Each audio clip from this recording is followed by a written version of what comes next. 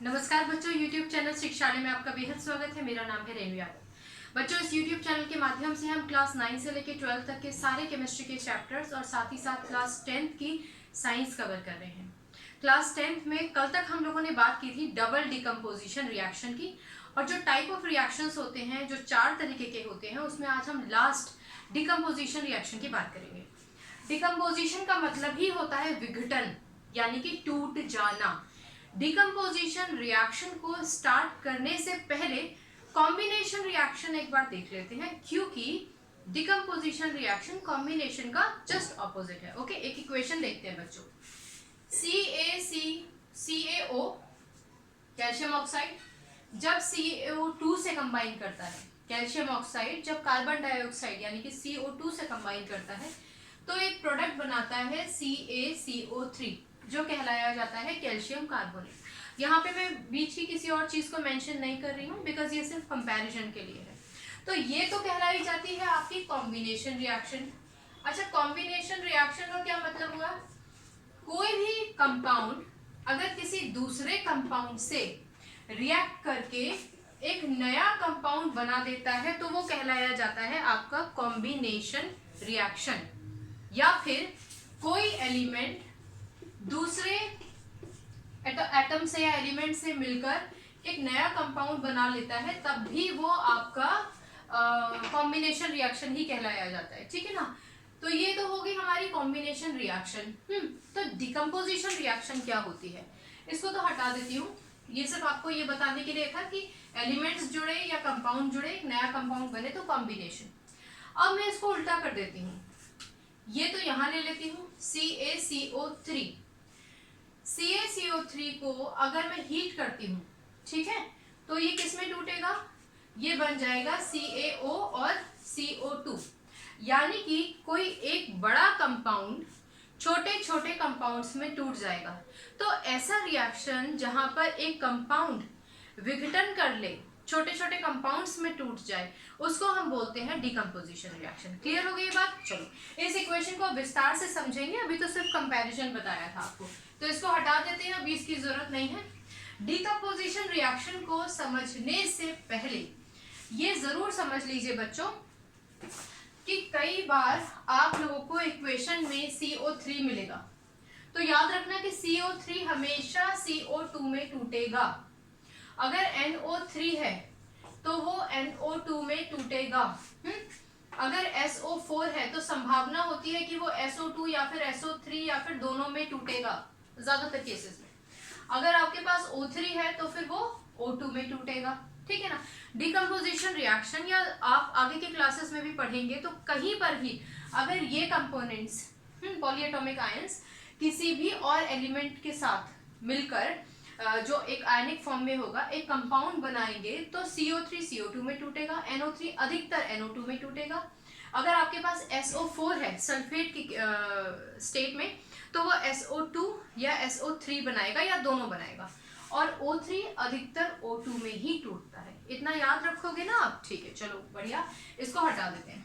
अब हम स्टार्ट करते हैं डिकम्पोजिशन रिएक्शन। डिकम्पोजिशन मतलब टूटना, और टूटने के लिए हमारे पास हमें लाइट मिल जाए, इलेक्ट्रिसिटी मिल जाए या फिर हीट मिल जाए। इन तीनों में से कोई भी सोर्स ऑफ एनर्जी अगर हमें मिल जाता है तो उस सोर्स ऑफ एनर्जी का इस्तेमाल करके हम बड़े कंपाउंड को छोटे छोटे कंपाउंड्स में तोड़ सकते हैं। एग्जाम्पल लेते हैं। हमारे पास एग्जाम्पल है CaCO3। अभी हम लोगों ने बात किया था ना, ये होता है हमारा कैल्शियम कार्बोनेट, नामकरण बाद में करेंगे।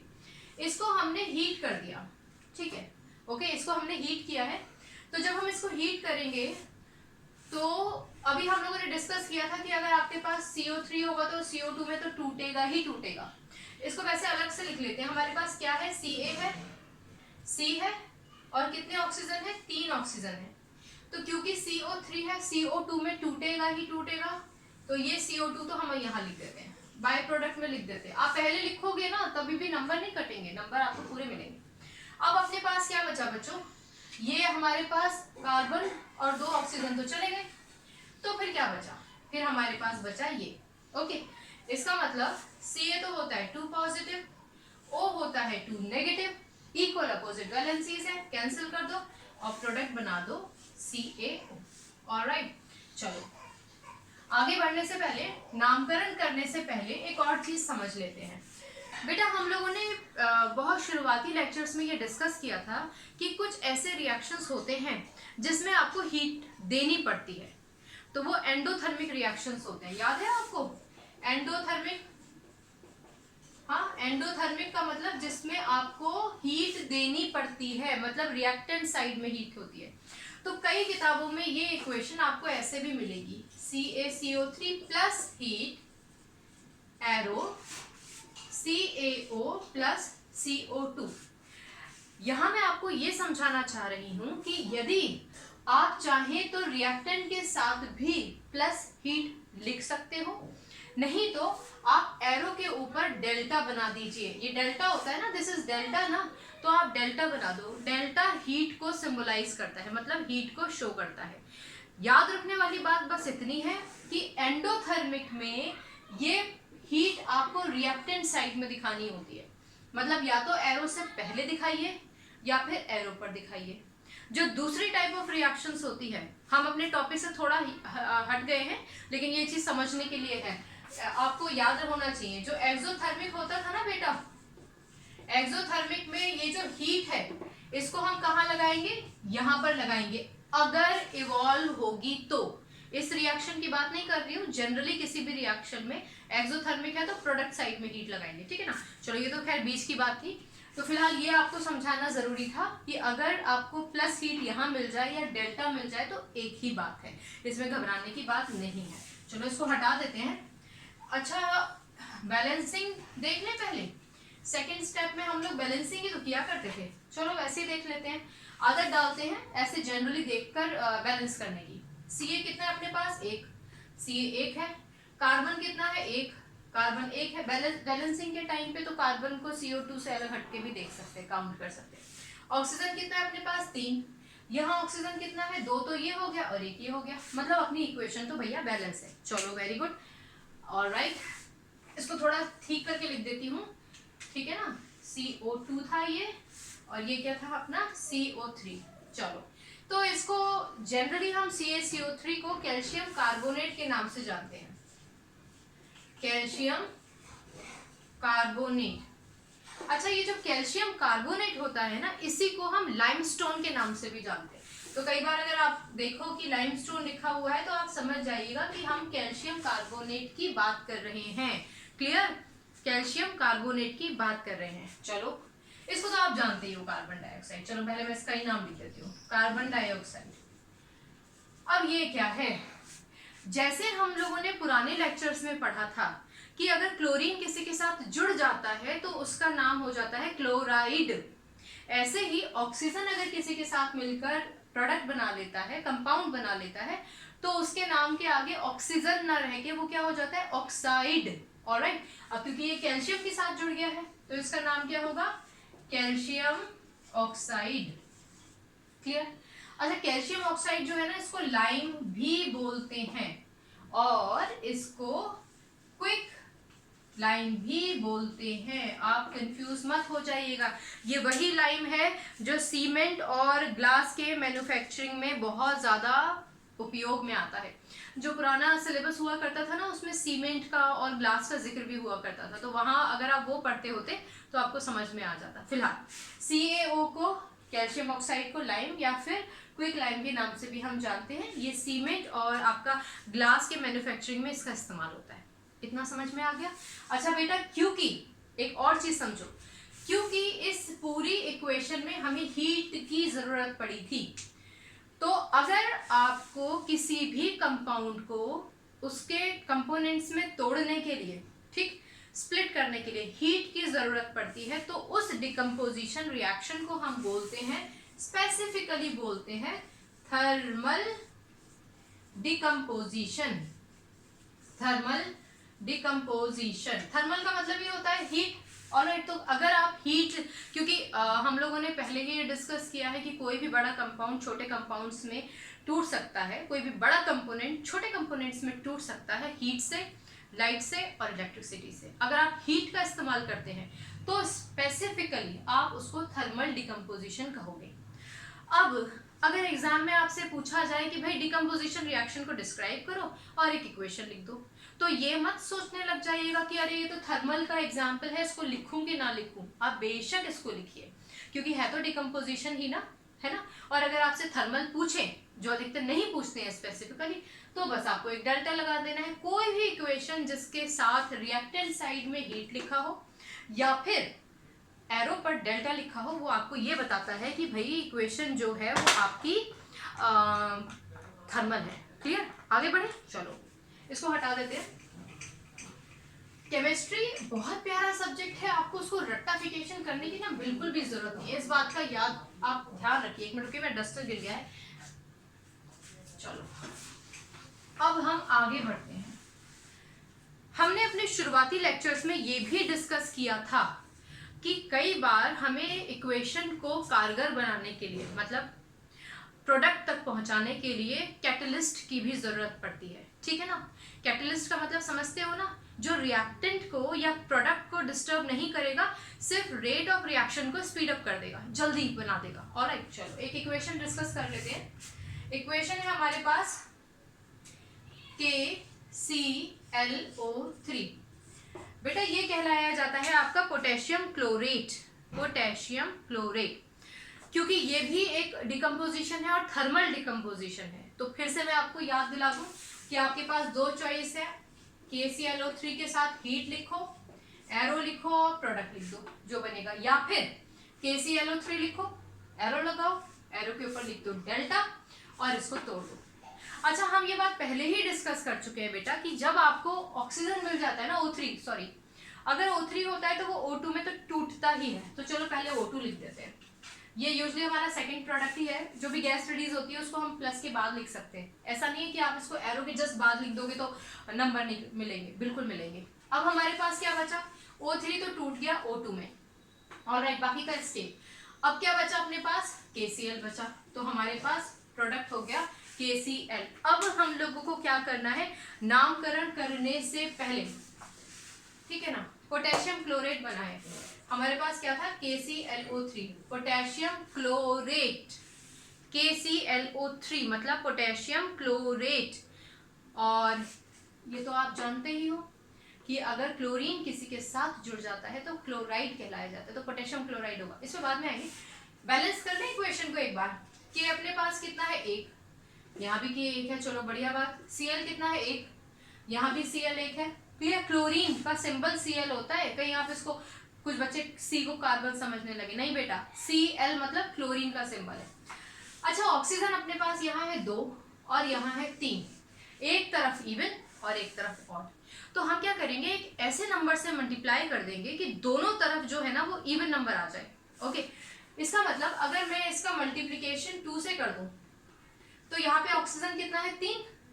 और अगर इसका, ऑब्वियसली हम कहीं और तो चेंजेस कर नहीं सकते ना, ये तो हम पहले ही डिस्कस कर चुके हैं। तो यह इसी पोजीशन पे हम बदलाव लेकर आ सकते हैं। तो 3 multiplied by 2 is equals to 6। तो अपने पास ऑक्सीजन कितना हो गया, 6। क्लियर? अच्छा, यहाँ पे ऑक्सीजन को 6 करने के लिए क्या करना पड़ेगा, 3 से मल्टीप्लाई कर दें। हाँ, अगर हम 3 से मल्टीप्लाई करेंगे तो 3 to the 6, इसका मतलब ऑक्सीजन अपने पास कितना हो गया, 6। पर ऑक्सीजन को बैलेंस करने के चक्कर पे अपने पास K कितना हो गया इधर, क्योंकि ये सबके आगे लिखा है, इसका सबसे मल्टीप्लिकेशन होगा। K के आगे 2 लिखा है, मतलब यहाँ K कितना हो गया, 2। यहाँ पर K कितना हो गया, 2।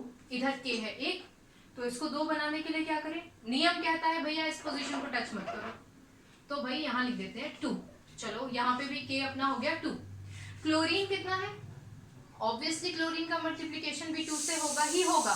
तो क्लोरीन कितना हो गया, 2, क्लोरीन हो गया 2, और यहाँ भी क्लोरीन कितना हो गया, 2। तो ये इक्वेशन तो हो गई अपनी बैलेंस। अगर आपको यहाँ तक कोई प्रॉब्लम है ना तो पूछ लो। अच्छा, एक चीज और, बैलेंस हो गई इक्वेशन। एक चीज मैं आपको बताना भूल गया, आई एम सॉरी। इस इक्वेशन में हम लोगों को एक कैटलिस्ट की जरूरत पड़ी थी। वो कैटलिस्ट था MnO2, मैग्नीज डाइऑक्साइड। याद रखना, Mg होता है मैग्नीशियम और Mn होता है मैग्नीज। मैग्नीज डाइऑक्साइड एक कैटलिस्ट की तरह हम यहाँ पर इस्तेमाल करेंगे। ये कैटलिस्ट क्या करेगा, KClO3 को जल्दी से तोड़ने में हेल्प करेगा, मतलब स्पीड अप कर देगा रेट ऑफ रिएक्शन, वही कैटलिस्ट का काम होता है। अच्छा, एक और चीज याद रखो, कभी भी हम कैटलिस्ट को इधर प्लस में या प्लस में नहीं दिखाते, एरो के ऊपर या नीचे दिखाते हैं। आप चाहो तो एरो के ऊपर लिख दो MnO2, नीचे डेल्टा लगा दो, और आप चाहो तो ऐसे लिखो जैसे हम लोगों ने लिखा है। तो यहाँ पर MnO2 जो है वो एक कैटलिस्ट की तरह इस्तेमाल किया जाएगा। एग्जाम में अगर आपको कैटलिस्ट याद है तभी आप लिखिए, अगर आपको याद नहीं है तो फिर तुक्के मत लगाइएगा, क्लियर? क्योंकि इतना ऐसा नहीं कि कैटलिस्ट की वजह से आपके नंबर ही कट जाएंगे। अगर आपसे कभी टीचर ने होम एग्जामिनेशन में पूछ लिया कि भैया कैटलिस्ट भी लिखो, तो लिख देना अगर याद है तो। ओके, चलो खैर अब इसका नामकरण कर लेते हैं। ये क्या था? ये था पोटेशियम क्लोरेट। कोई दिक्कत? क्लोरेट। ऑलराइट, स्पेलिंग देख लीजिएगा, RATE। और ये क्या है? Potassium chloride. क्लोराइड क्योंकि Cl अगर किसी के साथ जुड़ जाता है, क्लोरीन अगर किसी के साथ जुड़ जाता है तो क्लोराइड में कन्वर्ट हो जाता है। ठीक है, तो अगर यहाँ पे K लिखा है तो पोटेशियम क्लोराइड, क्योंकि K मतलब पोटेशियम। और ये तो है ही अपना भैया ऑक्सीजन, तो ये हो गया अपना ऑक्सीजन। यहाँ अगर इस इक्वेशन में आपको कोई प्रॉब्लम है तो फिर मुझे पूछ लीजिएगा। मैं आपको बार बार बोलती हूँ बेटा कि प्रॉब्लम है तो पूछो। वो इसलिए क्योंकि ये जो YouTube चैनल है ना, इसको बनाने का एक ही मकसद था, जो बेसिक चीज़ें होती हैं वो बच्चों से छूट जाती हैं और फिर बच्चे रट्टाफिकेशन करते रहते हैं। तो मैं नहीं चाहती कि आप इतने प्यारे सब्जेक्ट का रट्टाफिकेशन कर करके केमिस्ट्री को अपने सर पे बोझ बना लो, क्लियर? तो इसलिए बोलती हूँ कि आप कभी भी डाउट है, आपका छोटा बड़ा डाउट भी ना, जिस क्वेश्चन को आप सोचते होंगे कि ये बड़ा इररिलेवेंट सा क्वेश्चन है, that question is important for me, you ask, I will answer you. Okay, चलो खैर, ये समझ में आया आपको? ओके, अब अगर आपके दिमाग में ये बात आ रही है कि यहाँ तो डेल्टा लिखा है, या फिर हम इसको ऐसे भी लिख सकते थे, ये मैं ऑलरेडी बता चुकी हूँ आपको, पर फिर भी मैं बता देती हूँ दोबारा से। हम इसको इस फॉर्म में लिखो आप इक्वेशन, मतलब प्लस हीट करके लिखो या एरो के बाद हीट करके लिखो, या हम पहले ही डिस्कस कर चुके हैं, दोनों ही ठीक है। खैर, मैं ये बता रही थी कि यहाँ पे क्योंकि डेल्टा लगा हुआ है ना, तो इस डिकम्पोजिशन को भी हम थर्मल डिकम्पोजिशन बोलेंगे। आप जनरली उसको डिकम्पोजिशन बोल सकते हो, स्पेसिफिकली आपसे पूछा जाए कि भैया ये कौन सा है, तो आप बोलोगे जी हीट की वजह से हुआ था, इसलिए थर्मल डिकम्पोजिशन है। क्लियर हो गई बात? चलो वेरी गुड, आगे बढ़ते हैं। एक इक्वेशन और हम थर्मल की देखते हैं, फिर एक आधी इक्वेशन इलेक्ट्रिसिटी और लाइट की भी देख लेंगे। ऑलराइट, चलो इसको मिटा देती हूँ मैं। हम जो नेक्स्ट इक्वेशन करने जा रहे हैं, हो सकता है कि आपकी टीचर आपको वो प्रैक्टिकल लैब में भी ले जाकर करवाए। फेरस सल्फेट तो आप जानते होंगे, Fe2 पॉजिटिव होता था, Fe2 पॉजिटिव SO4 2 नेगेटिव के साथ कंबाइन कर गया, इक्वल अपोजिट वैलेंसीज थी, तो बन गया FeSO4। FeSO4 को जब आप हीट करते हो तो क्या बनेगा वो हम डिस्कस करेंगे। ठीक है, इस बार ये बात तो बोलने की जरूरत नहीं है ना कि यहाँ हीट लगाओ या डेल्टा लगाओ, एक ही बात है। अब तो आपको क्लियर हो गया होगा ना। चलो, इस इक्वेशन को ना करने से पहले मैं आपको एक बहुत ही प्यारी सी बात बताऊंगी। वो क्या है? फेरस सल्फेट जो होता है ना, ये ग्रीन कलर का होता है, ग्रीन कलर। तो हम क्या करते हैं कि फेरस सल्फेट को हम एक टेस्ट ट्यूब में लेते हैं। ये आपका टेस्ट ट्यूब है, इस टेस्ट ट्यूब में मैंने फेरस सल्फेट ले लिया, ठीक है, और मेरे पास इसको फ्लेम से, स्पिरिट लैम्प से या बंसन बर्नर से, जो भी आपके केमिस्ट्री लैब में अवेलेबल हो, हम इसको हीट करेंगे। ठीक है, तो ये हीट करना तो हमने यहाँ पे भी लिख दिया। फिर इतना स्पेसिफिक क्या है इसमें? इसमें कहानी है, बहुत ही प्यारी कहानी है।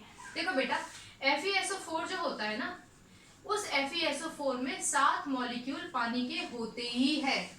जैसे कि कॉपर सल्फेट में थे, उसमें 5 मॉलिक्यूल हुआ करते थे, इसमें 7 मॉलिक्यूल पानी के होते ही हैं, जिसकी वजह से इसका कलर हो जाता है white, green, I am sorry, इसका कलर हो जाता है ग्रीन, क्योंकि क्या है ना कि इसने मॉइस्चर एब्जॉर्ब कर लिया है, मॉइस्चर एब्जॉर्ब करने की वजह से इसका कलर हो जाता है ग्रीन।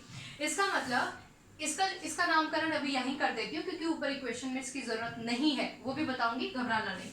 इसका नाम है भैया फेरस सल्फेट हेप्टा। हेप्टा तो आप समझते होगे ना, 7 है तो हेप्टा, 5 होता तो कितना होता पेंटा, 6 होता तो कितना होता हेक्सा, ऐसे ही 7 है तो हेप्टा। हेप्टा हाइड्रेट, अब हाइड्रेट तो आप समझते ही होंगे, पानी है ना H2O, उसके लिए हेप्टा हाइड्रेट। ऑलराइट, अब हम क्या करते हैं, हम इस फेरस सल्फेट जिसमें 7 मॉलिक्यूल पानी के हैं, ओके, उसको हम हीट करेंगे। जैसे ही हम इसको हीट करेंगे, सबसे पहले तो ये जो 7 मॉलिक्यूल पानी के हैं ना, हीट को पाते ही ये तो उड़ जाएंगे, वेपोराइज हो जाएंगे। अब क्योंकि ये वेपोराइज हो गए और इस पानी के मॉलिक्यूल की वजह से ही FeSO4 का कलर ग्रीन था, तो क्योंकि ये तो जो ग्रीन कलर इंपार्ट करता था वो तो गायब हो गया, उड़ गया, तो अब फेरस सल्फेट का जो कलर हो जाएगा वो हो जाएगा व्हाइट। यानी कि अभी तक टेस्ट ट्यूब में आपको जो ग्रीन कलर का दिखाई दे रहा था सब्सटेंस, वो हो गया व्हाइट कलर का। कहने का मतलब अब इसके पास क्या बचा, सिर्फ FeSO4 बचा है, एनहाइड्रस फेरस सल्फेट। क्या बचा है, anhydrous ferrous sulphate. Anhydrous ferrous sulphate ये है जिसमें से 7 मॉलिक्यूल पानी के एकदम गायब हो गए हैं। एनहाइड्रस का मतलब होता है जिसमें पानी ना हो, जिसके वाटर मॉलिक्यूल्स उड़ गए हो, क्लियर। चलो, अब ये फेरस सल्फेट क्या हो गया हमारा, व्हाइट कलर का। अब इसको फर्दर हीट कीजिए, जब आप इसको फर्दर हीट करेंगे ना तो ये ब्राउन कलर का हो जाएगा। क्या, ब्राउन कलर का, क्योंकि यहां पर FeSO4 टूट गया है। मैस्ड अप तो नहीं हो रहा बेटा, होना तो नहीं चाहिए, अगर हो रहा हो तो मुझे बता देना, है ना। FeSO4 टूट गया है Fe2O3 में, तो ये जो Fe2O3 होता है ये कहलाया जाता है फेरिक ऑक्साइड, वो भी मैं आपको समझाऊंगी। इसका कलर जो होता है ना वो ब्राउन होता है। इसका मतलब फेरस सल्फेट जब टूट जाता है तो बनाता है फेरिक ऑक्साइड, साथ में सल्फर डाइऑक्साइड, पंजेंट स्मेल आएगी आपको। और हमेशा याद रखिए कि अगर ये टेस्ट ट्यूब है, ठीक है, और इसमें से गैस इवॉल्व हो रही है, SO2 इवॉल्व हो रही है, तो उसको डायरेक्टली ऐसे करके नहीं सूंघना, उसको वेव करना है अपनी तरफ, ब्लो करना है अपनी नोज की तरफ, ठीक है। कई बार ऐसा भी हो जाता है कि बच्चों को सर दर्द भी हो जाता है थोड़ा बहुत, तो घबराने की बात नहीं है आपको, ठीक, ओके। SO2 भी बनता है और SO3 भी बनता है। इस इक्वेशन को मैं दोबारा से एक बार डिस्कस करूंगी। डिस्कस करने से पहले आप ये बात याद रखिए कि आपकी किताब में FeSO4 लिखा होगा, FeSO4.7H2O नहीं लिखा होगा। हम ऐसा मान के चल लेते हैं कि वो फेरस सल्फेट जिसके साथ हम ग्रीन कलर दिखा रहे हैं उसमें ऑलरेडी 7 मॉलिक्यूल पानी के हैं ही हैं, लेकिन हमारी इक्वेशन थोड़ी कॉम्प्लिकेट ना हो जाए ना, इसलिए वो 7 मॉलिक्यूल हम वाटर के दिखाते नहीं हैं। ठीक उसी तरीके से जैसे हम कॉपर सल्फेट को सिर्फ CuSO4 करके दिखाते हैं, CuSO4.5H2O करके नहीं दिखाते हैं, जबकि वो कॉपर सल्फेट जो ब्लू कलर का दिखाई देता है उसमें 5 मॉलिक्यूल वाटर के हैं ही हैं। तो वो फेरस सल्फेट जो आपको ग्रीन कलर का दिखाई देता है उसमें पानी है, ठीक है, पर हम इनकन्वीनियंट ना हो इसलिए इक्वेशन में सिर्फ FeSO4 लिखते हैं। इतना समझ में आ गया ना, ओके। तो हमने इस पूरी इक्वेशन में किया क्या, हमने इस पूरी इक्वेशन में फेरस सल्फेट को जो हमारे पास ग्रीन कलर का था, हालांकि ये हमारा नियम 3 है कि हम तीसरे नियम में कलर लिखते हैं, पर ये इक्वेशन में आपको याद रहना जरूरी है इसलिए अभी लिख देती हूँ। तो ग्रीन कलर का फेरस सल्फेट जब हीट किया जाता है, वो हीट होने के बाद FeSO4 बनता है जो व्हाइट कलर का होता है, जिसको यहाँ स्पेसिफिकली अलग से शो करने की जरूरत नहीं है। फिर क्या होता है, जब आप FeSO4 को हीट करते हो तो ये Fe2O3 में टूट जाता है, फेरिक ऑक्साइड में टूट जाता है। इसका क्या मतलब हुआ, इसका मतलब हो गया जैसे अभी हम लोगों ने ऊपर डिस्कस किया था कि Fe पर 2 पॉजिटिव चार्ज था, SO4 पर 2 नेगेटिव चार्ज था, इक्वल अपोजिट चार्जेस थे, दोनों ने कैंसिल कर दिया और बना दिया FeSO4 जो हमने यहाँ लिखा। लेकिन इस केस में आयरन जो सेकंड स्टेट में है, ऑक्सीडेशन स्टेट जिसका सेकंड है, अब उसका ऑक्सीडेशन स्टेट हो जाएगा थर्ड, और ये ऑक्सीडेशन स्टेट एंड ऑल ना वो आप हायर क्लास में पढ़ोगे। तो इस केस में ये जो आयरन है ना बेटा, ये आयरन है Fe3 पॉजिटिव, और ऑक्सीजन पे तो आपको मालूम ही है चार्ज कितना होता है, O2 नेगेटिव, ऑलराइट। तो इसकी वैलेंसी हो गई 3, इसकी वैलेंसी हो गई 2, जब आप क्रिस क्रॉस करोगे तो चार्जेस हटा दो, चार्जेस हटाओगे तो Fe का मल्टीप्लिकेशन किससे होगा 2 से, इसका मतलब Fe2, और ऑक्सीजन का मल्टीप्लिकेशन किससे होगा 3 से, यानी कि Fe2O3। ये हो जाएगी हमारी पूरी की पूरी इक्वेशन। ऑलराइट, इसमें कोई प्रॉब्लम होनी नहीं चाहिए। ऑलराइट, लेकिन फिर भी ये आपको याद रखना है, ferrous sulphate green colour show कीजिएगा, फिर आपको केमिस्ट्री लैब में पता चलेगा आपने हीट किया, वाटर इवेपोरेट हो गया, व्हाइट कलर हो गया, फर्दर हीट किया, ब्राउन कलर हो गया। ब्राउन कलर होता है फेरिक ऑक्साइड का। साथ ही साथ में आपको स्मेल आने लग जाएगी गैस की, उसको वेव करके देखिएगा अपनी तरफ इस तरह से, तो वो थोड़ा सा आपको पंजेंट स्मेल लगेगा, तो वो होता है हमारा सल्फर डाइऑक्साइड। साथ में सल्फर ट्राइऑक्साइड भी बनता है। चलो पहले इसका नामकरण कर लेते हैं। नामकरण करने से पहले बैलेंसिंग कर लेते हैं। देखते हैं भाई अपने पास क्या क्या कहाँ पर है। आयरन कितना है 1, चलो बढ़िया। यहाँ कितना है आयरन, अरे यहाँ तो 2 है। तो सबसे बड़ी बात तो यही हो गई कि भैया आयरन को बैलेंस करना पड़ेगा, तो आयरन को हाथ के हाथ ही बैलेंस कर लेंगे, क्योंकि कोई चॉइस तो है नहीं, बैलेंस तो करना ही है ना। तो यहाँ लिख देते हैं 2। तो यहाँ पर आयरन कितना हो गया 2, आयरन यहाँ पर कितना हो गया 2। अब बात करते हैं सल्फर की। ठीक है, मैंने आपको बताया था कि भले ही वैसे सल्फेट हम इसको बोलें, लेकिन जब बैलेंसिंग करेंगे तो आप इसको अलग अलग करके भी बैलेंस कर सकते हो। सल्फर देखते हैं। अब क्योंकि यहाँ पर 2 लगाया है, तो अपने पास S कितना हो गया 2, और यहाँ पर पूरे प्रोडक्ट साइड में देखेंगे टोटल कितने S है। एक S तो ये है और एक S ये है, इसका मतलब S अपने पास यहाँ कितना हो गया 2। ऑक्सीजन की बात करते हैं बेटे। ऑक्सीजन के बाजू में लिखा है 4 और यहाँ लिखा है 2, मतलब दोनों का मल्टीप्लिकेशन करा दो। इसका मतलब ऑक्सीजन अपने पास कितना है 8 है, और यहाँ देखते हैं 3 और 2, 3 ऑक्सीजन तो यही हो गए, ठीक है, 2 ऑक्सीजन ये हो गए, 3 ऑक्सीजन ये हो गए, तो ये कितना हो गया 3 4 5 6 7 8। ऑक्सीजन अपने पास कितना हो गया 8, यानी कि इक्वेशन अपनी हो गई बैलेंस। क्लियर हो गई ये बात, चलो वेरी गुड। कोई कंफ्यूजन हो तो मैं बार बार बोलती हूँ आपको, भाई पूछ लेना। नामकरण करें। अब तो आप जानते ही हो कि ये होता है फेरस सल्फेट।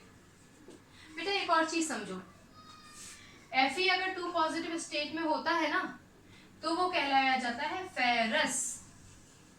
ओके, और अगर आयरन की ऑक्सीडेशन स्टेट 3 हो, पॉजिटिव ही होती है, तो वो कहलाया जाता है फेरिक। याद रखोगे। एक और चीज याद रखो, आम भाषा में हम Fe को आयरन बोलते हैं, और क्योंकि ये आयरन का सेकेंड ऑक्सीडेशन स्टेट है, तो हम इसको आयरन सेकेंड के नाम से भी जानते हैं। और क्योंकि Fe मतलब आयरन, और इसका ऑक्सीडेशन स्टेट यहाँ पर कितना है 3, तो इसको हम आयरन थर्ड के नाम से भी जानते हैं। यानी कि अगर आपको फेरस सल्फेट की जगह आयरन सेकेंड सल्फेट लिखा हुआ है मिले, तो इसका मतलब ये one and all the same thing है। आप ये लिखो या फिर आप ये लिखो, एक ही बात है। ऑलराइट, मैंने अभी बताया Fe3 पॉजिटिव फेरिक होता है। ये कैसे बना था हमने वो भी डिस्कस किया था, याद है ना। अभी अभी तो जस्ट डिस्कस किया था कि Fe3 पॉजिटिव होता है, O2 नेगेटिव होता है, वैलेंसी 3 वैलेंसी 2 क्रिस क्रॉस किया था। तो Fe3 पॉजिटिव स्टेट में है। 3 पॉजिटिव का मतलब फेरिक, 3 पॉजिटिव मतलब फेरिक, तो इसको हम क्या बोल सकते हैं फेरिक। और ऑक्सीजन अगर किसी के साथ मिल जाएगा तो वो क्या कहलाया जाएगा ऑक्साइड। तो ये हो जाएगा अपना फेरिक ऑक्साइड। अगर आपको आयरन ब्रैकेट में 3, बेटा ये हमेशा ब्रैकेट में लिखा जाता है ऑक्सीडेशन स्टेट, और हमेशा रोमन में ही लिखा जाता है, ये आप याद रखना। आयरन थर्ड ऑक्साइड दिखाई दे अगर कहीं पे, तो कोई परेशान होने की बात नहीं है, सेम बात है। ओके, ये कितना है बेटा, क्योंकि SO2, मैं इसको हटा देती हूँ बच्चों, अब आपको याद रहेगा ना, क्योंकि S के पास 2 ऑक्सीजन है, तो 2 का मतलब होता है डाई। ओके, और ऑक्सीजन अगर किसी से जुड़ जाता है तो ऑक्साइड कहलाया जाता है। क्योंकि इस केस में वो सल्फर के साथ जुड़ा है, तो इसका नाम क्या हो जाएगा सल्फर डाइऑक्साइड। मेरे पास तो जगह की कमी है इसलिए सब हौच-पौच हो रहा है, आप लोग हौच-पौच नहीं करना। अच्छा, यहाँ की बात करते हैं SO3, ऑक्सीजन कितना है 3 मतलब ट्राई ऑक्साइड। ऑलराइट, अब क्योंकि सल्फर के साथ जुड़ गया है तो ऑक्सीजन क्या हो जाएगा ऑक्साइड, ट्राई ऑक्साइड। तो इसका नाम नीचे लिख दो सल्फर ट्राई ऑक्साइड। ओके, देखो अगर इक्वेशन में कोई प्रॉब्लम है तो पूछो बेटा, वैसे तो होनी नहीं चाहिए, लेकिन अगर है किसी तरीके की दिक्कत तो फिर आप मुझसे पूछ सकते हैं। इतना क्लियर हो गया? चलो वेरी गुड। इस इक्वेशन के बाद एक इक्वेशन और भी है, उसको आप एक बार ट्राई करके देखिएगा। मैं चाहती हूँ कि आप ट्राई करें और अगर आपको डाउट है तो आप मुझसे पूछ लें। बहुत ही प्यारी इक्वेशन है वो, ठीक है ना। उस इक्वेशन में भी आपका डिकम्पोजिशन ही होना है। इसको 1 मिनट में मिटा देती हूँ। इक्वेशन क्या है, जस्ट अ मिनट बेटा। PbNO3 का होल ट्वाइस, PbNO3 का होल ट्वाइस है। इसको हम बोलते हैं लेड नाइट्रेट। PbNO3 का होल ट्वाइस, इसको हम बोलते हैं लेड नाइट्रेट। इसको भी आपने हीट करना है और हीट करने के बाद जो प्रोडक्ट होगा उस प्रोडक्ट क्या बनाएंगे आप, वो मुझे ज़रूर बताइएगा, ठीक है ना। कमेंट बॉक्स में आप मुझे बताइएगा। तो ये भी, क्योंकि इस पर डेल्टा लिखा है, इसका मतलब ये भी थर्मल डिकम्पोजिशन का ही एक एग्जाम्पल है। क्लियर हो गया ना? चलो वेरी गुड। अब एक इक्वेशन हम लोग ट्राई कर लेते हैं। वो इक्वेशन है इलेक्ट्रिसिटी की। बहुत सिंपल सी इक्वेशन है ये, थोड़ी कॉम्प्लिकेटेड थी। कॉम्प्लिकेटेड क्या, आप लोगों के लिए एकदम नई थी। अब 2-3 इक्वेशंस और डिस्कस कर लेते हैं। ऑलराइट, डिकम्पोजिशन की हम बात कर रहे हैं। अभी तक हम लोगों ने डिकम्पोजिशन किया था हीट से, अब हम डिकम्पोजिशन करेंगे इलेक्ट्रिसिटी से। NaCl लेते हैं और इसको इलेक्ट्रिसिटी से एक्सपोज कर देते हैं। इलेक्ट्रिसिटी से एक्सपोज कर देते हैं। जब आप इलेक्ट्रिसिटी से NaCl को एक्सपोज करेंगे तो Na और Cl टूट जाएंगे। Na और Cl टूट जाएंगे, मतलब प्रोडक्ट बन जाएगा Na और Cl2। अब जिन बच्चों को ये कंफ्यूजन है कि Cl2 क्यों बनेगा, वो बच्चों को एक तो पुराना लेक्चर देखना पड़ेगा और दूसरा जो आपका कोवेलेंट और इलेक्ट्रोवेलेंट बॉन्ड है उसके बारे में भी पढ़ना पड़ेगा। मैं आपको एक छोटा सा अंदाजा दे देती हूँ। क्लोरीन के आउटर मोस्ट शेल में, बाहर वाले शेल में 7 इलेक्ट्रॉन होते हैं, 1 2 3 4 5 6 और ये 7, ठीक। अब क्या था, सोडियम था। सोडियम के बाहर वाले शेल में 1 इलेक्ट्रॉन था, ठीक। सोडियम के बाहर वाले शेल में, मतलब इसका कॉन्फ़िगरेशन क्या था, 281। इसका कॉन्फ़िगरेशन क्या था, 287। ये बहुत बेसिक चीज है, मुझे यहाँ नहीं बताना चाहिए था, पर फिर भी मैं आपको बता रही हूँ। तो बेटा इसको अपना लास्ट वाला शेल कंप्लीट करने के लिए कितने इलेक्ट्रॉन चाहिए थे, 8, आपको मालूम होगा ना। और इसको भी 8 चाहिए। तो ये क्या करता है, अपना 1 इलेक्ट्रॉन इसको दे देता है शेयर करने के लिए, बोलता है मैं शेयर करूंगा, मैं तुम्हें 1 दे देता हूँ, तुम्हारी वैलेंसी हो जाएगी 8, तुम भी मुझे अपने सारे इलेक्ट्रॉन शेयर कर लो, तो मेरी वैलेंसी भी यहाँ पे कंप्लीट हो जाएगी, मेरा शेल भी कंप्लीट हो जाएगा, ठीक है ना। तो इस तरह से सोडियम इसको 1 इलेक्ट्रॉन दे देता है तो सोडियम पे आ जाता है पॉजिटिव चार्ज, क्योंकि क्लोरीन 1 इलेक्ट्रॉन लेता था तो उस पे आ जाता था नेगेटिव चार्ज, इसीलिए Na होता था पॉजिटिव, Cl होता था नेगेटिव। अब क्या हुआ, अब आ गया विलन। विलन कौन है, विलन है इलेक्ट्रिसिटी। बेटा ये वाला जो कॉन्सेप्ट अभी नीचे आपको समझाया था ना, ये 9th में है। अगर आपको दिक्कत है तो 9th के लेक्चर्स को देखिएगा, और किसी चैप्टर में मैंने शुरुआत में भी वैसे समझाया है, ठीक है ना। इसीलिए उसको थोड़ा बहुत शॉर्ट में समझाया है, क्योंकि हम ऑलरेडी इसके बारे में बात कर चुके हैं। अब क्या होता है, अब यहाँ पे तो अलग अलग हो गए, Na भी अलग हो गया और Cl भी अलग हो गया, लेकिन Cl का नेचर है कि वो डाई एटॉमिक है। डाई एटॉमिक का मतलब वो गैसियस फॉर्म में एग्जिस्ट करता है, मतलब क्लोरीन किसी और क्लोरीन के साथ कंबाइन कर लेता है और बना लेता है Cl2। अब अगर आपके दिमाग में ये आता है कि भाई यहाँ तो एक ही क्लोरीन था तो दूसरा कहाँ से आया, तो बच्चों NaCl जो है ना, वो जो छोटा सा कण होता है ना आपका नमक का, उसमें भी मिलियन ऑफ एटम्स होते हैं। इसका मतलब बहुत सारे सोडियम थे, बहुत सारे क्लोरीन थे, लेकिन हर एक सोडियम ने क्लोरीन को जकड़ के रखा था। अब क्या हो गया, इलेक्ट्रिसिटी आ गई, इलेक्ट्रिसिटी ने सोडियम को अलग कर दिया, क्लोरीन अलग हो गया। तो ये क्लोरीन जिसके पास 7 इलेक्ट्रॉन है, ये इलेक्ट्रॉन है, ठीक। ये क्लोरीन भटकता भटकता देखेगा और जब इसको दिखाई देगा कि अरे मेरे जैसे तो बहुत सारे क्लोरीन है, तो वो अपने ही जैसे किसी और क्लोरीन से जाके बात करेगा। मैं कहानी के तौर पे समझा रही हूँ। इसके पास भी 7 इलेक्ट्रॉन है, अच्छा इसके इलेक्ट्रॉन को क्रॉस से शो किया है ना, तो इसके इलेक्ट्रॉन को डॉट से शो कर देते हैं, ठीक। 7, 1 2 3 4 5 6 7।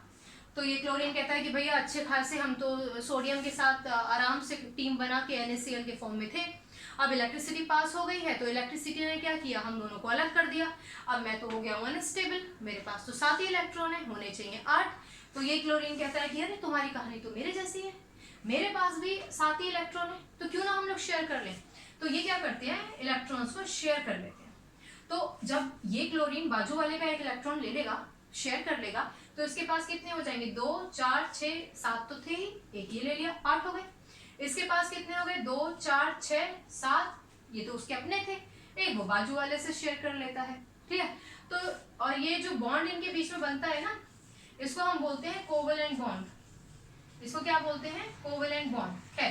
तो जरूरी तो नहीं है हर बार ये बॉन्ड दिखाओ, तो क्योंकि अब ये दोनों Cl कंबाइन हो गए, इसलिए हम इसको Cl2 के फॉर्म में लिख लेते हैं, ठीक है बच्चों। ये कॉन्सेप्ट मैं पहले ही समझा चुकी हूँ, आप पुराने लेक्चर्स प्लीज देख लीजिए, ठीक है ना। इसीलिए हम बोलते हैं कि भैया बेल आइकॉन दबा लो, सब्सक्राइब कर लो, क्योंकि जो पुराने भी लेक्चर्स है ना वो आप नोटिफिकेशन से ले सकते हो। नहीं तो अगर ये कॉन्सेप्ट क्लियर नहीं हुआ ना तो यहीं उलझ जाओगे। क्लियर, चलो खैर आगे बढ़े। तो हम लोगों ने यहाँ पे क्या बात किया कि Na और Cl2 बन गए। अब हम देखते हैं कि Cl तो है 2, बैलेंस करना है ना सेकंड स्टेप। यहाँ Cl कितना है, यहाँ कुछ नहीं लिखा, मतलब 1, तो इसको बैलेंस करने के लिए यहाँ लिख देते हैं 2। चलो अब Cl कितना हो गया, 2, मैं यहाँ नहीं लिख रही हूँ इस बार, थोड़ा ऐसे भी आदत डालो। Cl कितना हो गया, 2, इधर Cl कितना है, 2, यहाँ Na कितना है, 2, ये Na कितना है, 1, इसको 2 करने के लिए क्या करेंगे, यहाँ पर लगा देंगे 2, सिंपल है। चलो वेरी गुड, बैलेंस हो गए। अब नामकरण करें, ये क्या है, ये है अपना सोडियम क्लोराइड, ठीक, और ये क्या है, ये है सोडियम, ऑलराइट, और ये क्या है, ये है अपनी क्लोरीन। क्लोरीन जो होती है ना वो ज्यादातर मतलब जब आप इसको इलेक्ट्रिसिटी से डिवाइड करोगे तो ये क्लोरीन गैस के फॉर्म में एग्जिस्ट करती है, ठीक है ना। तो अगर आपको किसी किताब में क्लोरीन के बाजू में एरो दिखाई दे, सीधा एरो, अभी तक पुराने लेक्चर्स में हम अपसाइड डाउन की बात कर रहे थे, वो पीपीटी था, अगर आपको सीधा एरो कहीं दिखाई दे जाए ऐसा, तो आप समझ जाइएगा कि ये गैस है, समझ जाइएगा कि ये गैस है। और कई किताबों में आपको एरो नहीं दिखाएंगे, क्लोरीन गैस के आगे G लगा देंगे, या फिर क्लोरीन गैस भी नहीं लिखेंगे, सिर्फ क्लोरीन और G लगा देंगे। तो इसका मतलब हो गया कि ये जो आपकी इक्वेशन है, इस इक्वेशन में क्लोरीन गैस के फॉर्म में इवॉल्व हुई है। क्लियर हो गया। ये वाला जो हमारा केस था ये था इलेक्ट्रिसिटी का।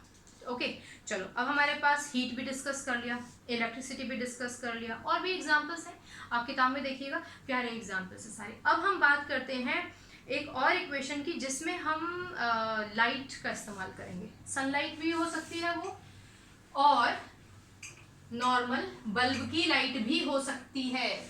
लाइट होनी चाहिए, फॉर्म ऑफ लाइट होनी चाहिए, आप बल्ब जलाओ या आप सूरज की रोशनी दो। ओके चलो, AgBr है,